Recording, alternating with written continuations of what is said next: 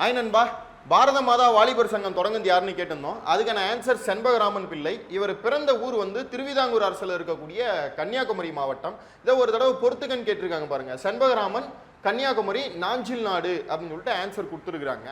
இந்த செண்பகராமனை பொறுத்தவரையும் நிறைய டிஎன்பிஎஸ்சி எக்ஸாம்ஸில் கொஷினாக கேட்குறாங்க. செண்பகராமன் பிள்ளை தான் ஜெய்ஹிந்த் என்ற வாசகத்தை உருவாக்கிய ஒரு நபர். இதை பிரபலப்படுத்தியது நம்ம நேதாஜி சுபாஷ் சந்திர போஸ். இவர் இளம் வயதில் தொடங்கிய அமைப்பு தான் பாரத மாதா வாலிபர் சங்கம். இவர் ஜெர்மனி வர சென்று ஹிட்லரோட பணிபுரிஞ்சிருப்பாங்க. அதே போல முதல் உலகப் போரில் ஆங்கிலேயருக்கு எதிராக போராடிய ஒரு பெருமையும் இவரை சாரும். இவர் இந்திய தேசிய இராணுவத்தை சார்ந்த லட்சுமி பாயை திருமணம் செஞ்சிருக்கிறாங்க.